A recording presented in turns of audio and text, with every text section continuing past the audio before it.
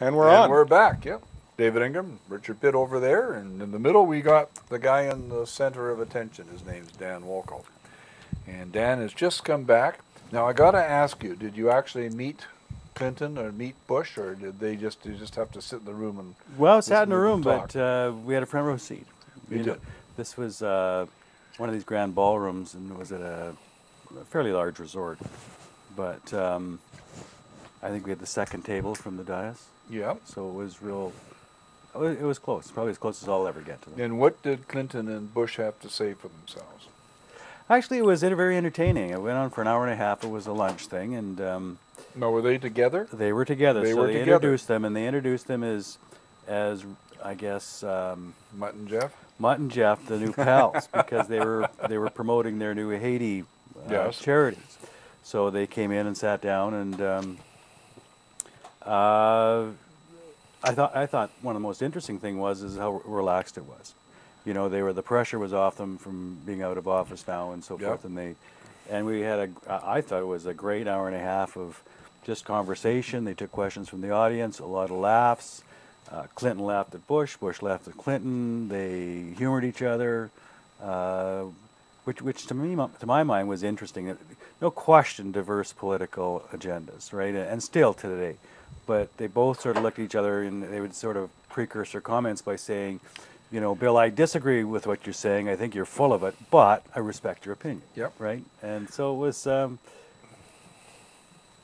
The styles were just totally different. When you see him up front and personal like that, you know, they're just, you know, Clinton is so polished, just so good on his feet. Yep. And worldly today, I mean, he has a pretty good grasp of things going on. He keeps and obviously he's very well informed.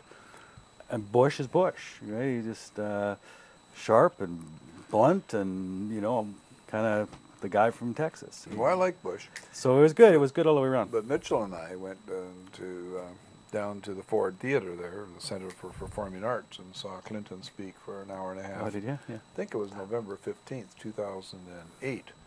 And it was actually an extremely good speech. He was here with, what's his name, George, no. He was a fellow at Yorkton Securities, Blackmont Securities in the movie business. He brought him in anyway to speak. Because you know who I mean. think I remember the who name. I mean too, sure. And I apologize if you ever happen to see this that I've forgotten your name, but I respect you. You're a good guy. Can't remember his name, but he did bring. Yeah, but you Gustra? forgot your Frank brother's Gustra? name one day Was too. Oh, I forget my brother. Frank Gustra? Yes, Frank Gustra. Frank Gustra, right? Yeah, Frank Oh, God. Gustra. Yeah. Thank you. That, yes, for remembering that's that. right. You introduced him as me. I am so bad on names and faces, and I think I remember facts and things Yes. very well. And I think one of the things my son Peter, his brother, is positive I don't have any short-term memory because I'm. Well, we proved that you do. I You took that test the other day. That I beat did. you I got on, but not 100%. Well, you beat me on very not by much. finally, but I got 100%. Yeah, so can't do much better than 100% in short-term memory, can you? Perfect. But I've never been a person that remembered much about names and faces. Mm-hmm. I'll always remember a face, but I have trouble with names. Yes. I'll have to repeat it again and again. Did I wake up with you the other night, or are you my kindergarten teacher? No, you're just a bachelor. I remember there was a face. But you know, along with this Bush-Clinton presentation, we had the two ex-ambassadors, the ex-ambassador to the United States, Frank McKenna. No, Frank was there too. Well, I And- had coffee with Frank about a month and a half ago here in town. and his counterpart from the United States, who was the ambassador to Canada at the time. Well, Jacobson is the present one. No, the prior one. David Wilkes. Wilkes was there. Yes. So they sat together. I've had breakfast and dinner with Yeah. him too. So they spent an hour and a half going over various issues that they had to deal with.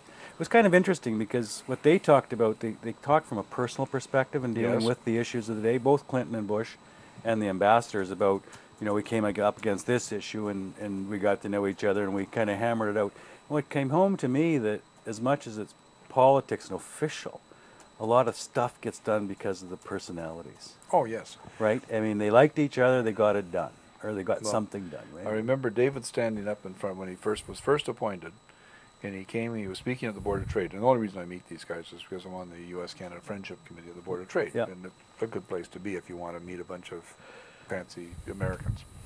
And I have these U.S. Canadian flags, and like the BC Ambulance Service came to me today, wanted 7 flags for all their staff cars. Oh, perfect. During the Olympics, because they're driving around a bunch of people from the States and so on that have come up, and they're getting special treatment from whatever. And you generously contributed them. Oh to the yes, cause. gave them 7 more. Yeah. But see, when Clinton was in Vancouver, he went away waving a U.S. Canada flag. Frank McKenna did, and Wilkes did, and Jacobson did. Yeah. But when he was the speaker of the South Carolina, That's right. South Carolina for 26 years before he became the ambassador. Now, what did you get? What was significant about that? There's something really significant about that. What I got was significant about when I saw him, and I remember when he was appointed. And the questions in the paper was, "But what does he know about Canada?" Well, right. South Carolina is the state that caused the softwood lumber problem. It was not the state of Washington. It's not New Brunswick or Maine.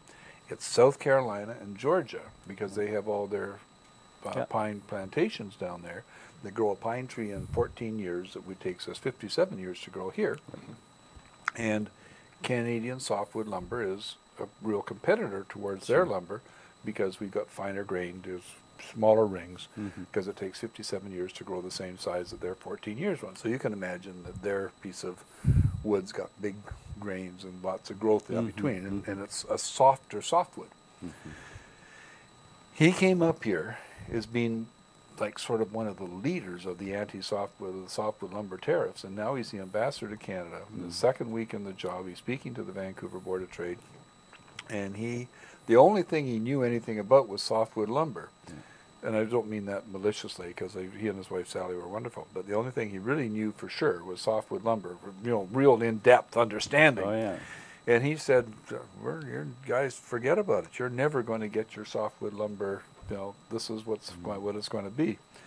And 3 weeks later, he was eating his words, because David Emerson, who was in the government at the time, and I can't remember the U.S. counterpart, they sat down together and they hammered out an agreement, and Canada got a couple of $2 billion back, and That's right. It was who you know and what you know and all the rest of it. That was funny. That's what struck me. If you ask me about some of the issues, what do you take away from these things, is that the personalities involved solve the issues of the day. And it's not officials.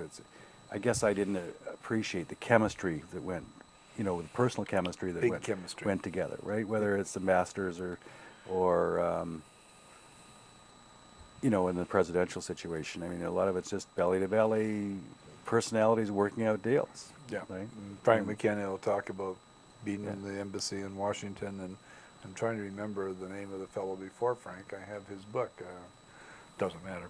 Anyway, you wanted to talk today because you've just come back from Florida, and you visited your daughter and so on? I did. You did? Yeah. And she's doing well? Down in Sarasota, she's doing well. Yeah. It's interesting place. I'd never been to Sarasota before, so that's that green Maserati Citroen outside the door. I got it in Sarasota. Yes. So I got a good Sarasota memory. I got to know it a little bit, and no, it was nice. Weather was cold, though. I mean, it's probably warmer here in Vancouver than it was in Florida. It was colder in Florida and Texas and Georgia than it was in Vancouver for a whole bunch of that time. It was. I was driving back from Sarasota back to Orlando, I guess a Saturday ago. And I had a rent-a-car. Of course, I had a 4x4 rent-a-car, one of these deals. Anyways, it was raining so hard, the windshield wipers couldn't get the water off so fast. And of course, it's 70 miles an hour on the freeway with a semi-truck on each side. Yep. And I was kind of blind. I mean, I was just flying blind down that freeway. Just stay between the trucks. Wishing you'd taken your vitamin D. Oh, yeah. So it was... But all ended well, and it was a very good trip. You got to see some clients? Got to see clients and so forth. It was very nice to meet various folks. So we haven't even introduced you, because just in case somebody hasn't seen this. Right. So